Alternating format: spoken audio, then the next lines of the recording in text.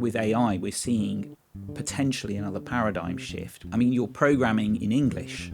What now? What does that mean? And they go, I don't know, but it's a CTO. Being conscious and aware of the environment that you're in and the environment that you might land in if you're approached for a CTO job is super important. Has that always been the case? You must have messed up a bit at some point. I honestly feel, looking back at that part of my career, a lot of us felt this was going to be a really huge success. Yeah. And then it wasn't a huge success. Hi everyone, I'm David Crawford. Welcome to another episode of the CTO Lens, a podcast from London tech leaders, a community with 2,000 plus technology leaders. We get together, we run community events, do lots of networking. We have executive dinners, and now we've decided to do a podcast to bring you even more great insights from the world of technology leadership. I'm going to introduce my next guest in a moment, but for those who don't know me, I'm David Crawford. I'm a seasoned CTO, 35 years experience, warts and all. And the idea is that I'm going to talk and hopefully learn some stuff from our guests on this podcast. And we're going to get some takeaways for you CTOs of the future, or even those CTOs who might be struggling with some of the things that you've got on your plate today. Anyway, let's get into it. Today, we've got the man who hosted the most recent one of our panels at London Tech Leaders. I wasn't available. Mal is a board-level technology advisor with 30 plus years of experience, guiding product and engineering teams and innovation across startups, scale-ups and enterprise. So he's got a broad set of experience. In his last role, he was the CTO at Checkatrade before moving on to an interim role as CPTO, which we'll come to, at Gumtree. He's everyone's second favourite London technology host, Mal Minhas. How you doing, Mal? Really well. Thank you, David. Great. Very nice introduction. Yeah, great. Thank you for coming. Really pleased to have you on here. We know each other a little bit. We bump into each other over the last couple of years at London Tech Leaders, and we've enjoyed talking about all sorts of things. You've been on the panel. You've hosted the panel. So this should be an interesting conversation. We're on the same wavelength with some of the topics we're going to discuss. But first of all, let's hear a little bit about you, how you came to be the CTO, CPTO you are today, and what your journey was. It's a very long journey now. When I sort of look back, I was thinking about it the other day. It was not an option at the time when I started in technology. There wasn't really even a CTO role back then, 30 odd years ago. It wasn't a career choice. I left university and really didn't know what I wanted to do. I didn't really have a clue. I did a physics degree. Okay. And in the early 90s, there wasn't really very much call for physics as a career choice. So I ended up working actually in the music business as a hardware engineer and also doing maintenance for electronic equipment inside of music studios. Learned a lot about hardware, about fault finding, about being patient, and actually also being on call. Right. So in those days, we used to have pagers. And this was, your pager would go off at inconvenient moments, and you'd have to make your way to the studio and fix whatever was wrong. And it could be anything, and it was always hardware in those days. So in the early 90s, I became exposed to software technology, which I didn't really know very much about, through digital technology, which was starting to leach into the studio business. Got it. And I got really curious about how that stuff worked. I wanted to learn more about it. And one of the folks at work had this book called Kernighan and Ritchie, C Programming. And I started reading it and thought, this is really interesting. I think it appealed to my sort of physics background. And so one thing led to another. And I ended up doing an MSc in computing. So I converted to computing.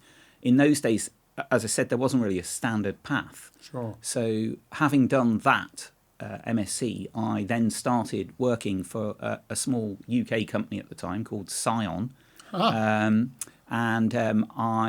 think I was incredibly lucky. I think about this a lot in relation to the junior engineer conundrum, which we'll maybe talk about later.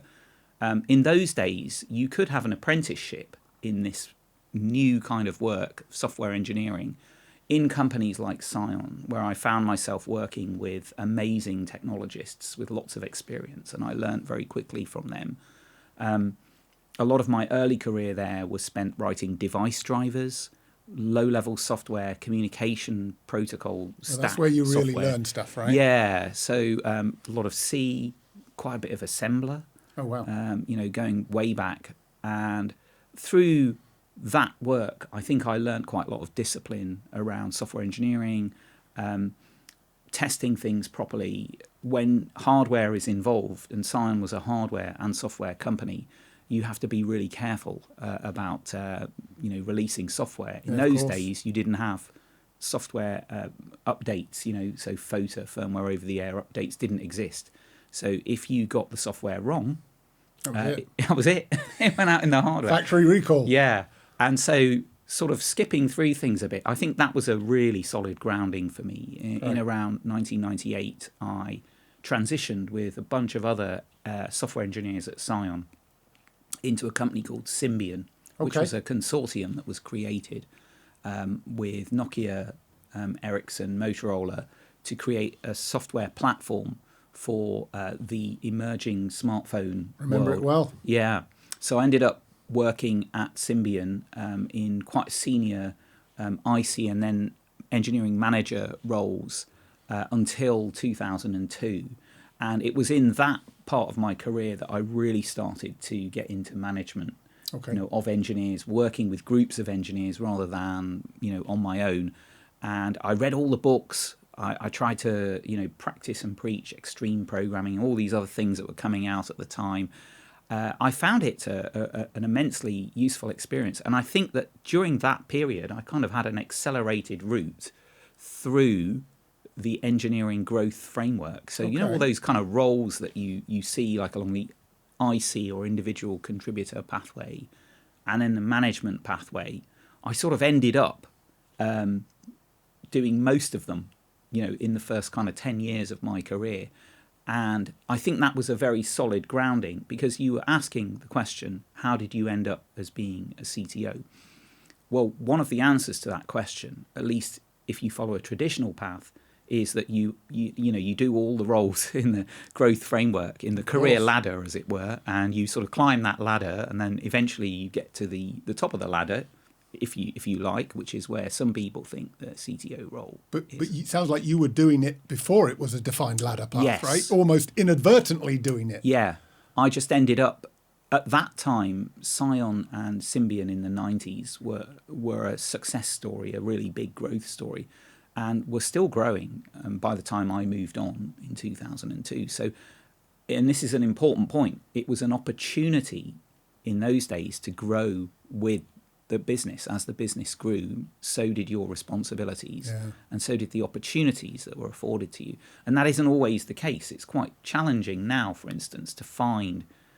You can't always find a business which is on the same kind of growth trajectory. I think the other thing about Symbian to bear in mind is that it was actually quite a large venture, at scale. It was a lot of engineers were involved, and they were involved at operating system level, middleware, connectivity software, base porting, all sorts of activities. And the breadth and width of exposure that you had to software engineering in that context was unparalleled, I think. Right. Nowadays, if you're in a company, the focus will be more narrow, typically, rather than across the whole Much more stack. role-based or SME area-based. Yeah.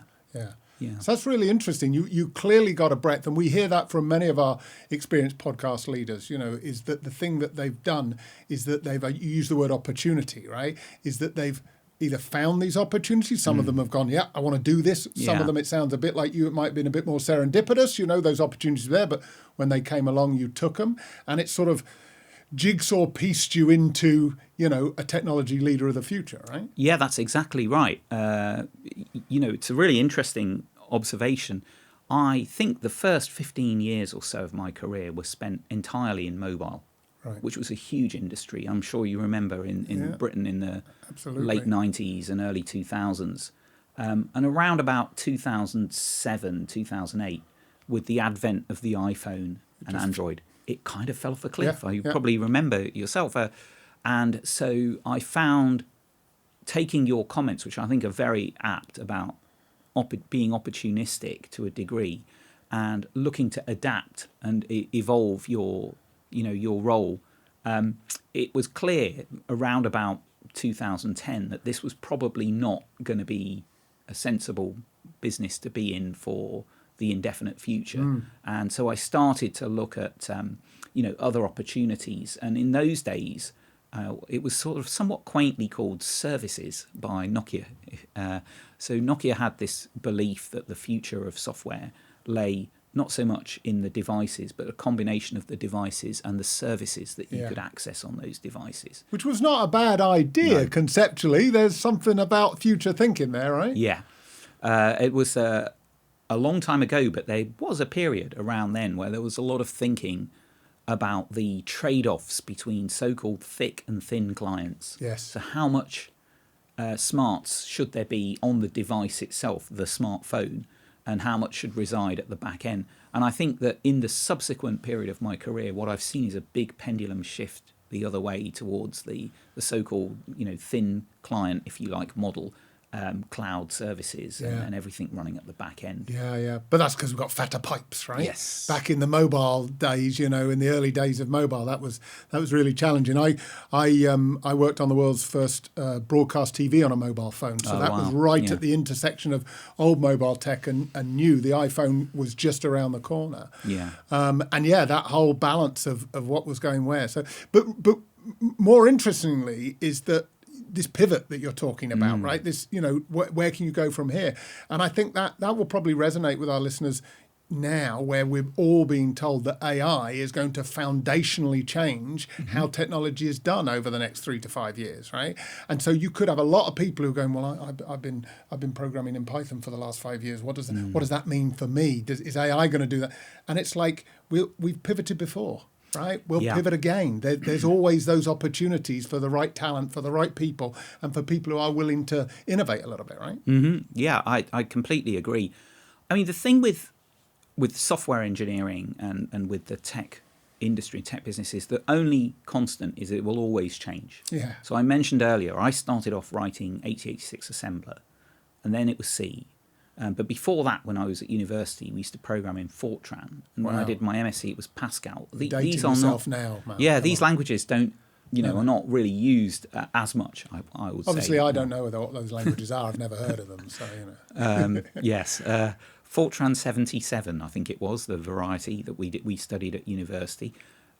Anyway, from there, I did a lot of Perl programming. Yeah. Symbian was all written in C++, pre-STL, so it was kind of an ancient or an older idiosyncratic dialogue of C++. But the modern devs wouldn't get that. No. They'd look at it as an inefficient coding program, but it's because of the environment that you're talking about, how, the thin client aspect of it, the whole, you had to be much more efficient. Now we've got ample storage, ample data, ample memory, it's a different paradigm, right? I completely agree. I mean, Scion and Symbian, we spent so much time just fighting over every single bit of juice that we could on the device. Because the Scion devices ran famously off a couple of AA batteries for a week, and they were full. Can you imagine computers. that today? Eh? Yeah. So the Symbian platform was designed from the ground up to be as energy efficient as possible, energy scavenging, that kind of thing was very much part of the design of every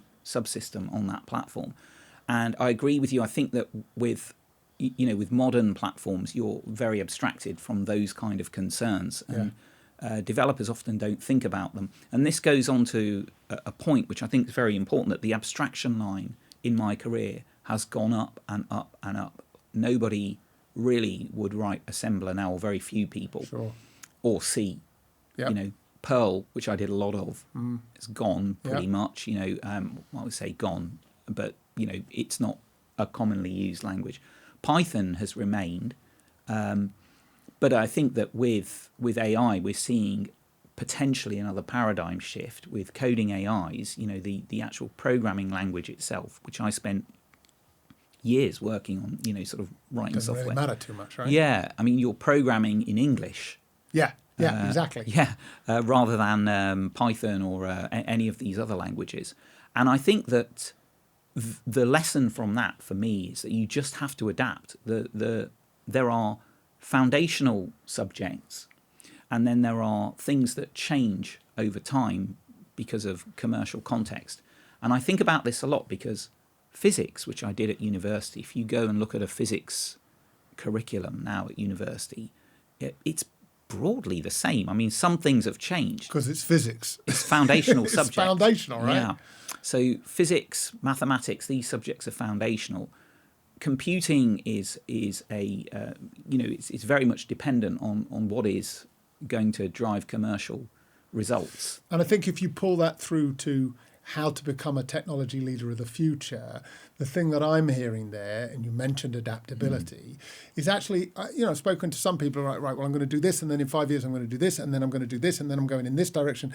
Some of that is like breathe a little, right? Because actually take every opportunity you can for sure, but you don't know what the future is going to look like in technology and what skills are more important. We'll get into it in a minute, but everybody's telling us that as a CTO, strategy and business alignment skills are much more important in a CTO than pure coding skills, right? Yes. So that's a bit of a thing that's come on. So listen, let's get into that in a minute, Mal. Okay. But that was a really great introduction to you and where you've grown up through the industry.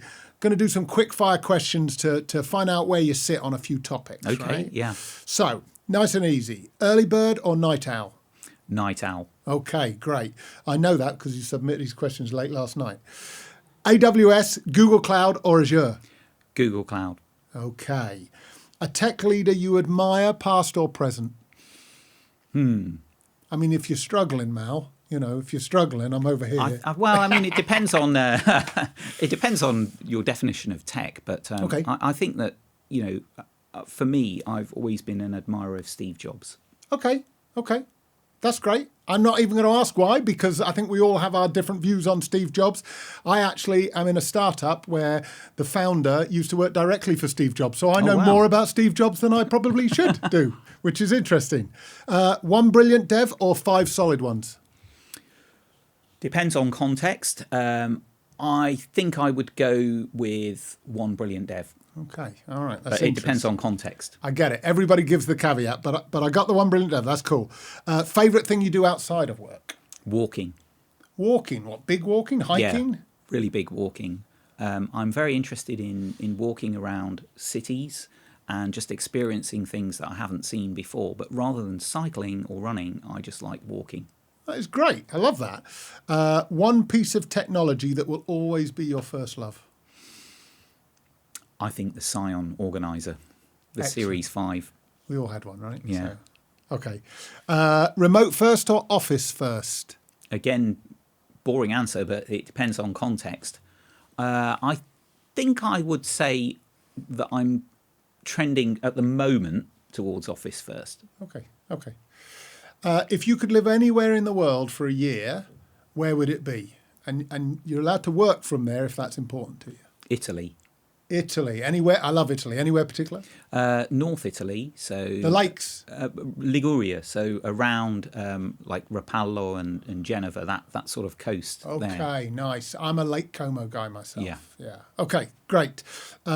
Favourite coding language? You've mentioned a few already. Yeah, I think Python. Okay, excellent. Give it that. Yeah. I think there's still a lot of people into Python. And after this, are you going back to the office to do a hard afternoon's work?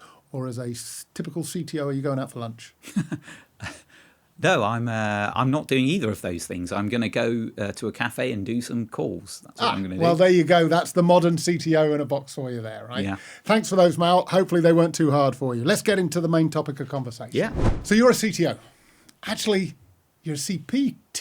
Mm-hmm. Sometimes you're one, sometimes you're the other, right? I bet you're also a bit CIO sometimes. And we'll get into all the collapsing different roles of the C-suite. I know that was part of the topic of the latest London Tech Leaders event that you hosted, right? So I know you've got some thoughts and you've probably got some new ideas come from your panelists there. Yeah? But talk to us about the CTO role in its purest form from your point of view. Is it a misunderstood role? Is it, do people just think they can be one tomorrow? Is it really hard? Is it really easy? Yeah, what's understood or misunderstood about that role? Yeah, I think it's a great question. I'm going to try and unpack it a little bit with a few different angles. First of all, the issue, I think I have some growing issues with the role, the title CTO, because it's one of the most context-dependent roles there is in tech. It really very much depends on the organization that you're in, the sector that you're in, the C-suite that you are, that you find yourself landing in. These are all things that can vary considerably. And I think one of the biggest problems with it is that for various reasons, people have aspire to this position. It's kind of seen as the top of the tech tree. Maybe they'll earn more money. Maybe they'll get more kind of credibility for being a CTO. But it really depends on those things that I mentioned about, the size of the company, the kind of sector it's in. A CTO of a company of 5, with 5 engineers or 10 engineers is a completely different job from being absolutely. CTO of a company of 100. And I think that there's been some attempts, in the last few years to create frameworks, of reference for the CTO position.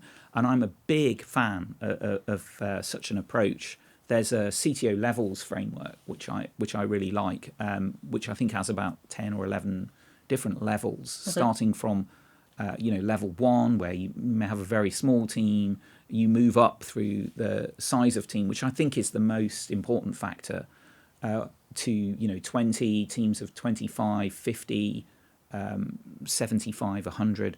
Once you get beyond about 25, I think this is my rule of thumb, it starts to change into being more of a people job.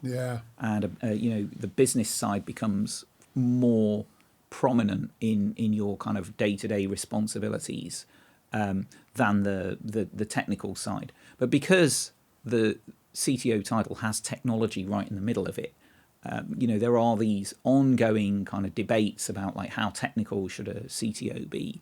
My own experience is that at what is CTO level 6 or above, 5, 6 or above, which is kind of 25, certainly 40, 50 people within a team.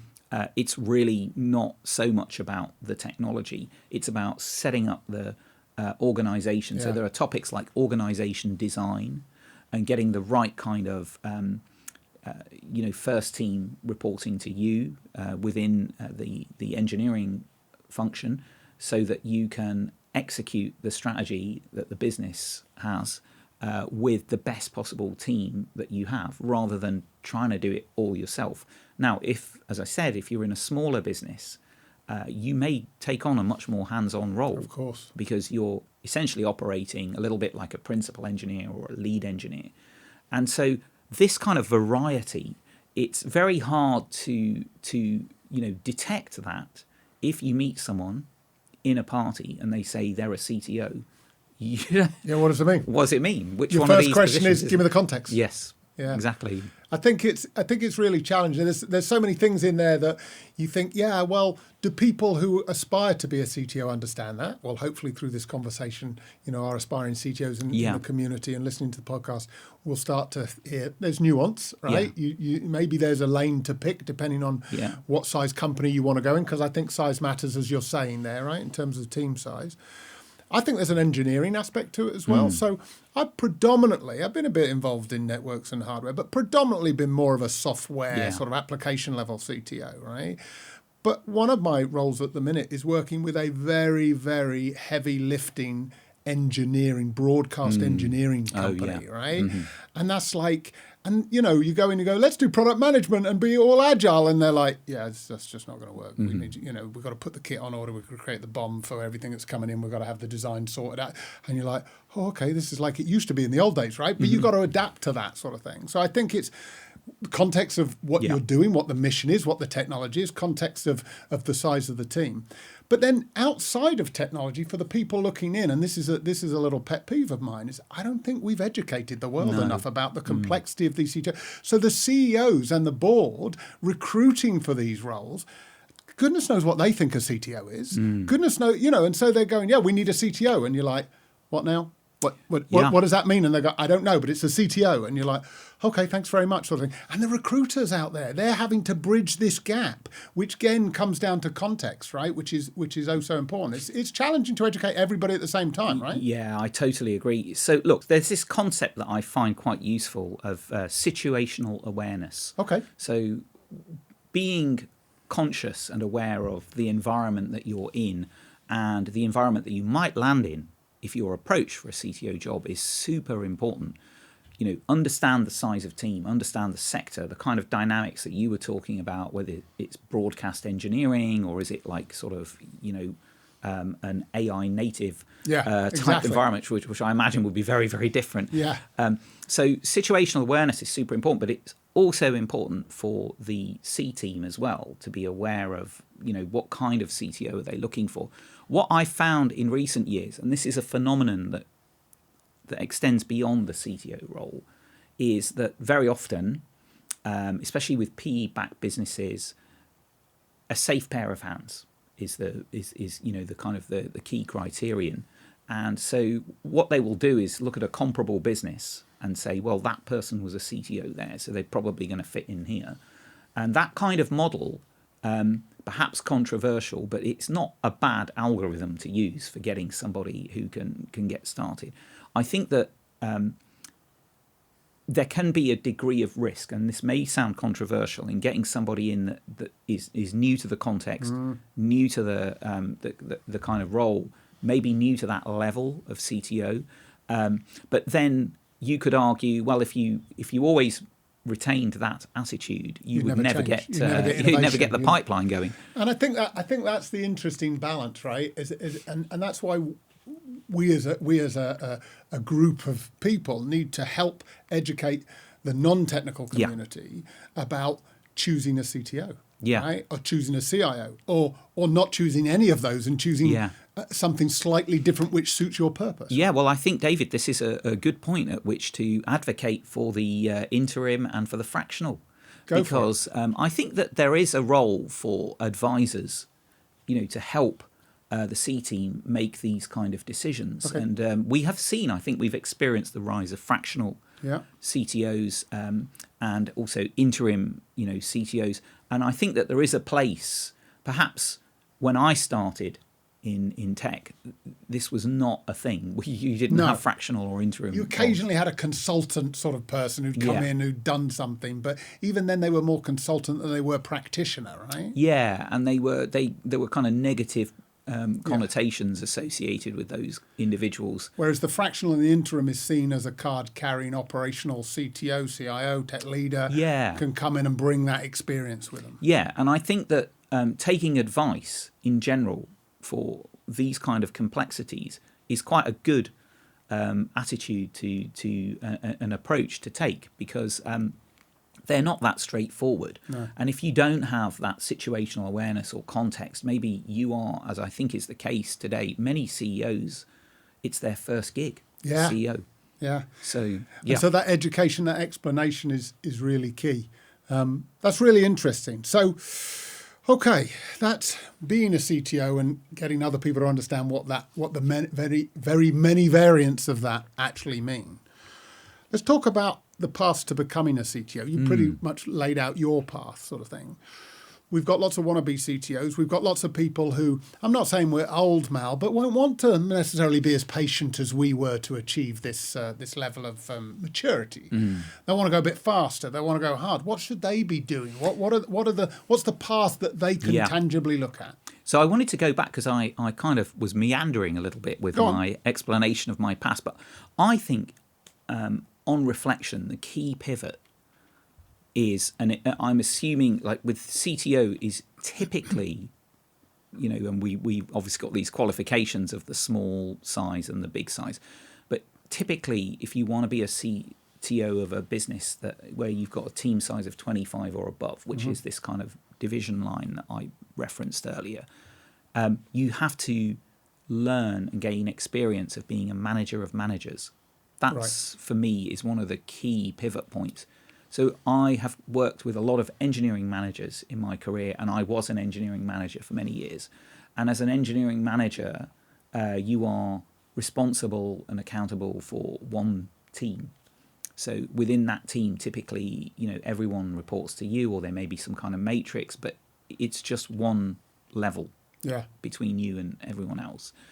And I think that there is a phase change when you go from being a manager to a manager of managers. And I think that for me was the key pivot, because you're not directly working all the time with the individuals that are in the teams.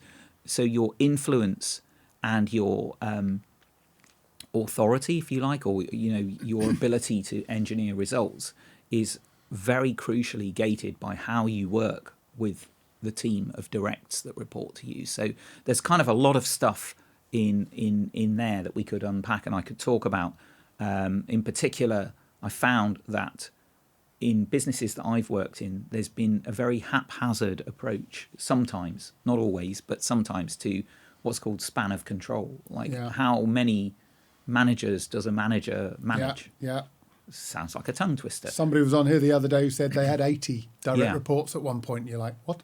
That can't really work. Yeah. But at the same time, I've seen spindly organisations where you've had a manager who's managing one person, who's then managing one or two people. And so I think that there's been a lot of focus on this recently, or at least that's been my sense, organisation design again. And it sounds like when you understood that need, who trained you? Right? Who went, okay, you're going up a level here, Mal. This is what's going to happen. You're one level removed from where the action is. You've now got to manage the people who are managing the action. You've got to, play to their strengths. You've got to know what's going on. You've got to report into the board. Who taught you how to do that? So I think it's a great question. I think, honestly, on reflection, that wasn't something that I had a lot of guidance on. I sort of had to learn quite a lot of those things through trying stuff out over many years in different companies. There are businesses, I spent a couple of years working in Amazon, and they are very good at training. You get management training, and I've been in other businesses where you've had that kind of really structured education in how to do this stuff. But most businesses are not like that. You just kind of get put in as a manager, and then you have to sort of work out how you're going to structure this team. So can you self-learn? Can you learn from others around you? Can you use your network? Can you get coached? You can. Coaching is great. I think that I'm a big advocate of that. I mean, when I was going through this period of my career, it wasn't really a thing. No. And I remember reading. I read quite a lot of books, which helped a little bit. But I think that there is a limit to how much you can learn about these things through books, as I'm sure you will hopefully agree. It's experiential. You can read in a book what it's like to be a manager, but then the reality is very different. Many strange things will happen as a manager, with people that you're working with, and you will have to deal with those situations on a as they come.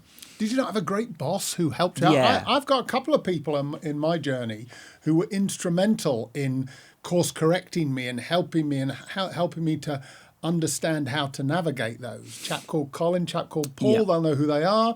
They really help to go do it like this a bit more, and you'll get a better result next time, right? Yeah, I think you're absolutely right. I mean, I look back in my career, and I think that, one individual, Neil, who was my boss for a number of years, was a COO. So he was really into structure and process, which I'm quite big on. Right. And I think that's really helped me in my career, having, that approach, particularly when it comes to organisation design and thinking through, how responsibilities will split across the span of control that you have.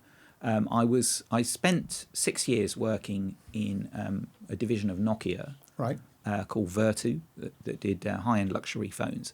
And my responsibilities was that the gold Nokia? Yes, those. I remember ones. that. Yeah, I remember. And but it was really interesting from a tech perspective, because we had, as a business, and I've always believed this, you will learn the most with the broadest possible tech kind of responsibilities within your remit.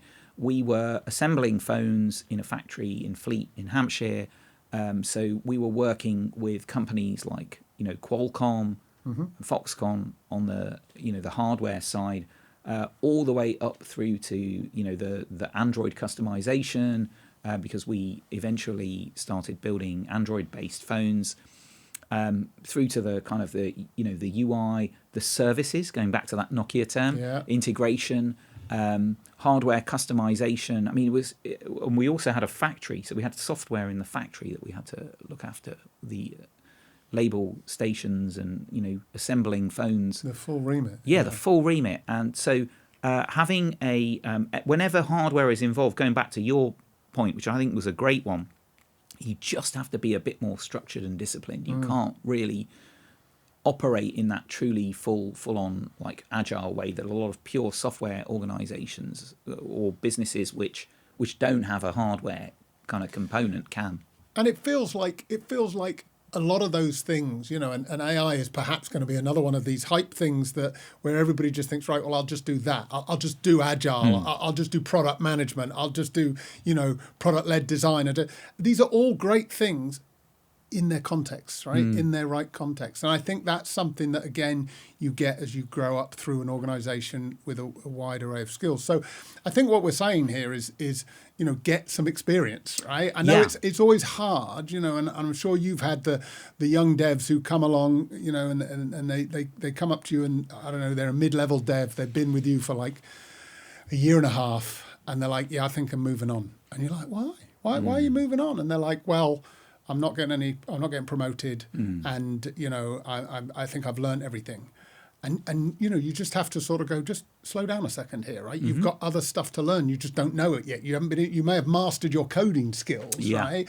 But some of these softer skills, do we call them? I think they're pretty hard, some of them, but the relationship, the management of other people, the engagement with business stakeholders, all of those things, they're things like do your day job, knock your code out the park by all means, and then spend your time looking around, being curious about the context around you and what else you can do. Right? I agree. I mean, I'm just going to add something else to the mix. So you often hear people say, that there are like the hard skills and the soft skills, and that the hard skills, like your tech knowledge and all the rest of it, that's great. Maybe if you've explored the boundary of that in your current role, then maybe you've reached a point where you want to look to transition to a new role, maybe within that business or another business.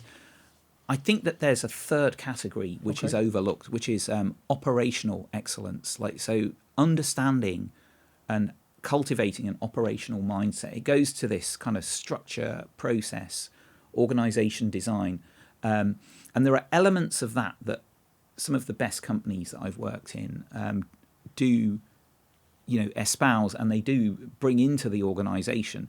I'll give you one example, which I'm a big fan of. Product operations is a way of organizing and assisting product management in order to get the best possible outcomes and the best possible results by building structures within the organization to support effective gathering of insights, both inside the business, outside the business, and putting in place governance around the way that product is developed. So around, for example, quarterly reviews, quarterly planning, the way that progress is updated and communicated across the business.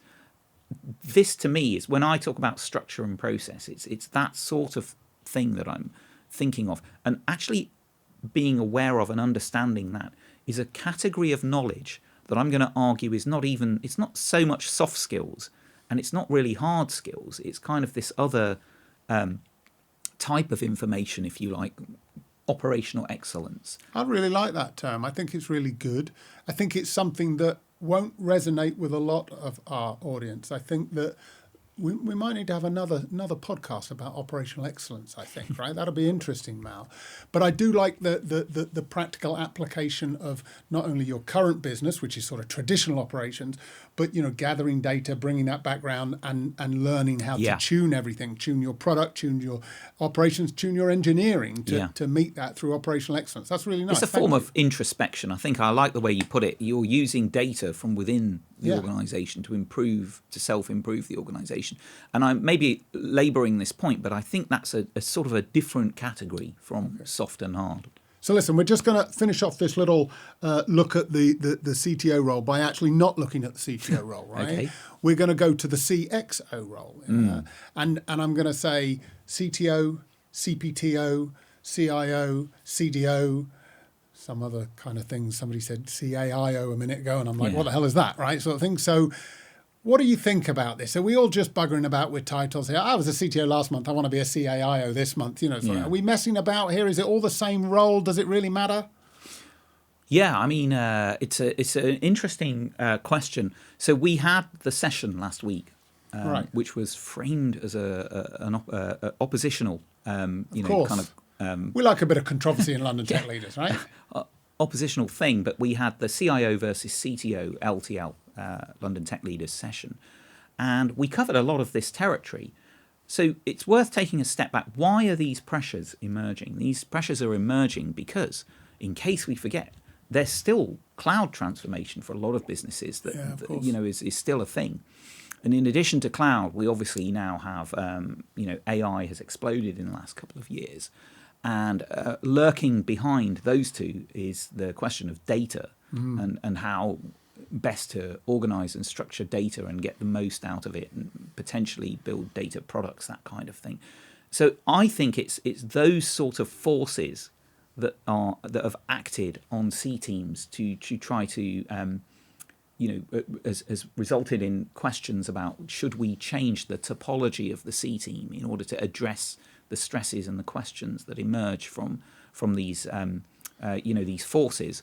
And so my view on this is, and we actually had a really interesting range of answers last week. One of the points of view expressed was that actually you don't need to change the traditional roles. You still have a CIO, you still have a CTO and CPO and all the rest, but their remit changes and evolves. Okay. So it's adaptation.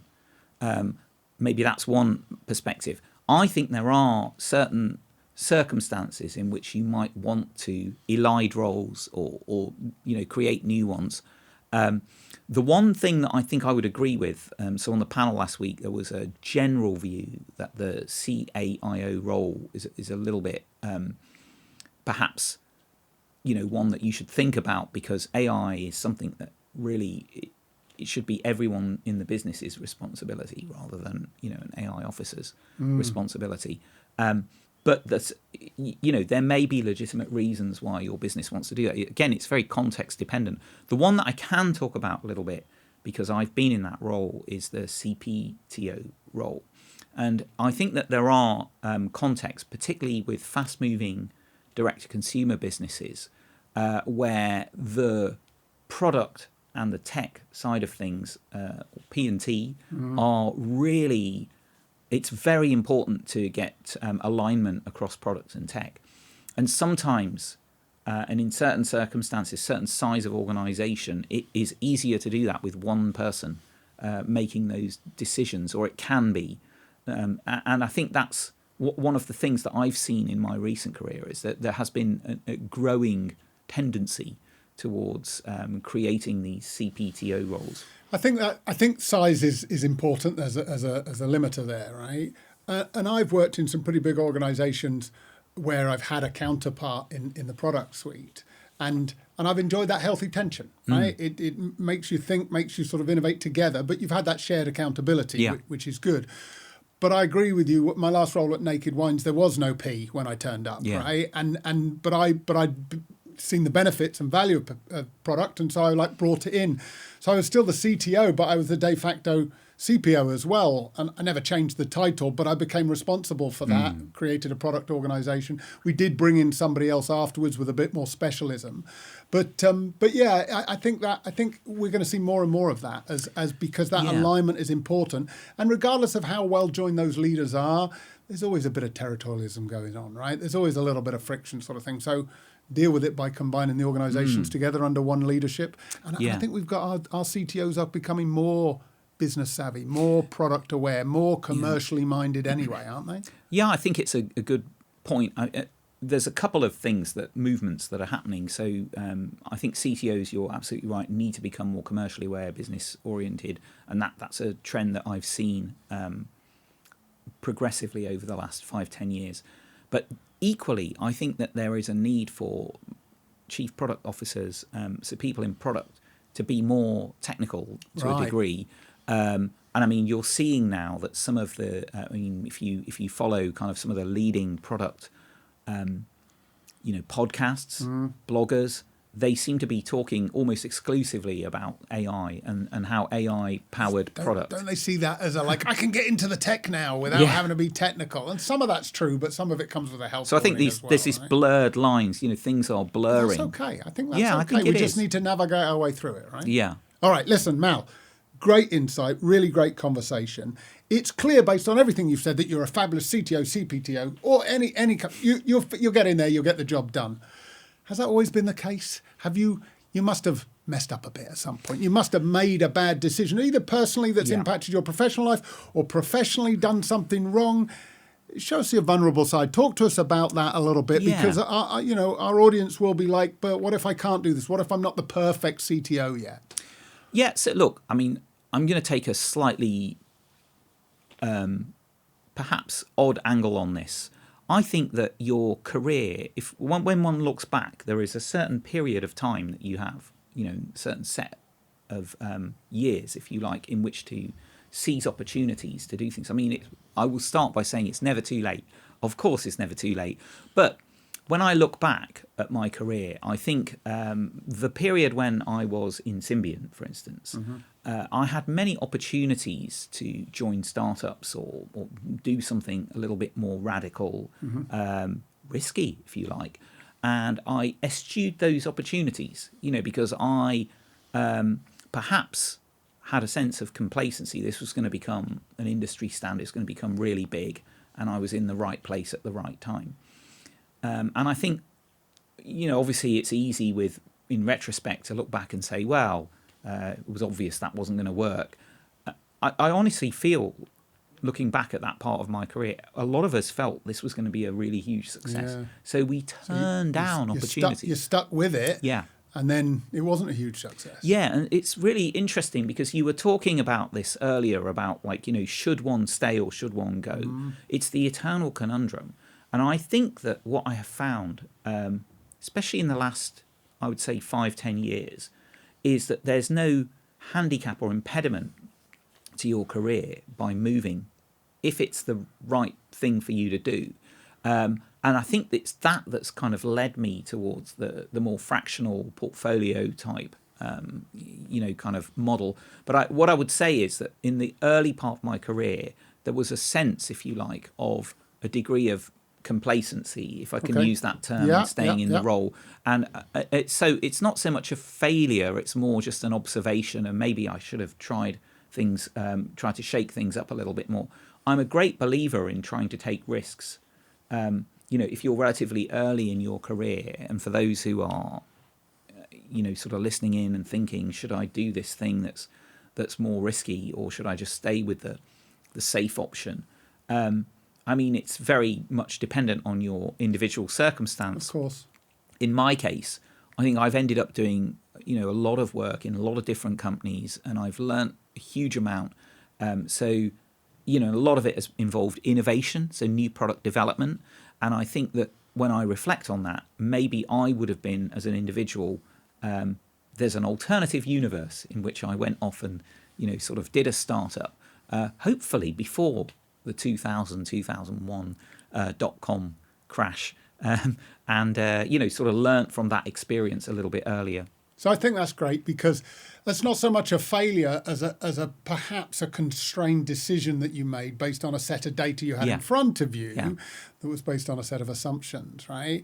And that's led you to learn that maybe learning other things, getting that breadth that you maybe of experience that you need as a CTO, and perhaps taking a slightly riskier approach. Like you say, that's circumstance-based, sort of thing. Maybe back then you might have been married with some young children and had responsibilities there, and that's hard to jump ship.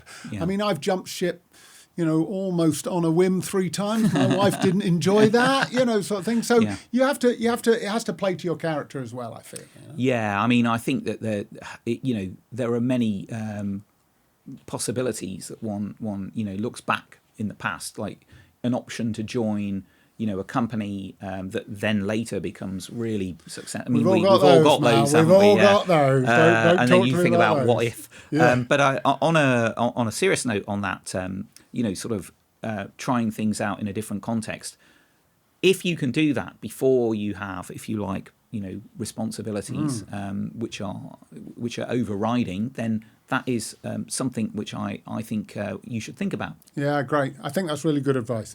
If you're looking for your next tech-focused leadership event, look no further. The London Tech Leaders Summit is happening October the 7th and 8th, a 2-day gathering of 200 senior technology leaders tackling big topics like harmony versus high performance, collapsing C-suite roles, and the age-old dilemma, when to build versus buy. Come along and meet our community. It's the perfect place to network with other senior leaders.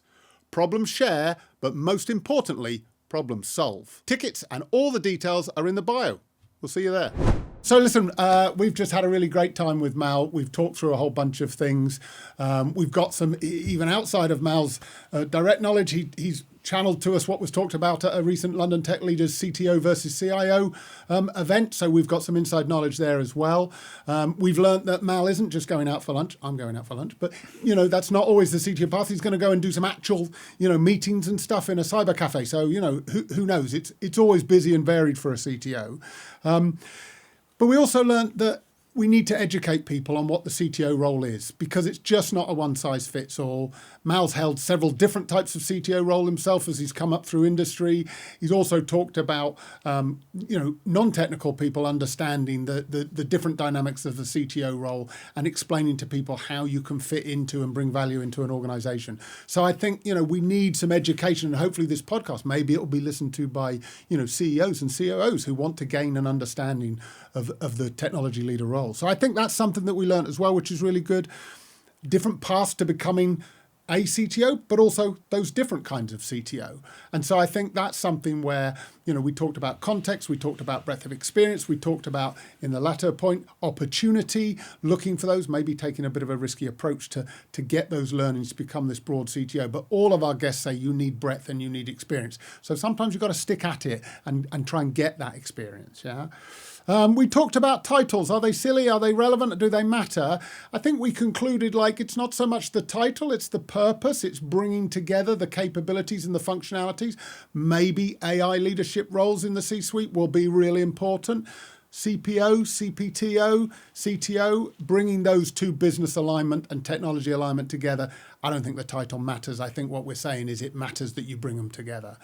So that was a good learning to have as well.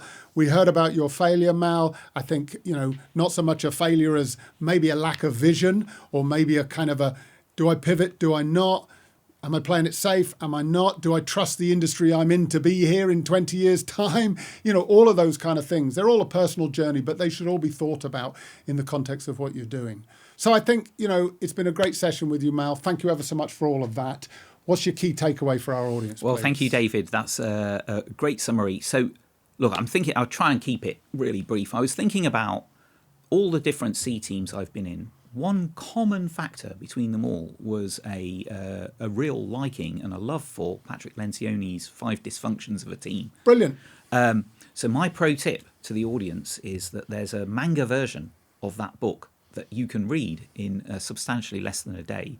And it's quite entertaining. So if you're someone who likes to consume information in graphic form and wants to understand what it's like to be within a C team, I think that is a really great starting point. So that's my tip. Get the manga version of 5 Dysfunctions of a Team. That is fabulous. So I've read 5 Dysfunctions of a Team, and I read it with a C-suite where we all admitted we were a bit dysfunctional, so we needed to read it together, and then we just never stopped referring to it. I haven't seen the manga version. I'm going to go and Google that myself, right? Yeah. So that sounds really great. A pro tip there. Thank you very much. All right, so thank you ever so much for joining us today, Mal. Really useful. Thanks for listening in. We'll have some more podcasts coming your way soon. Don't forget to check out our links in the bio so you can see what's coming up. Also, our events for London Tech Leaders, any executive dinners that we're doing. Come and join us for more and more content and talk through the CTO lens.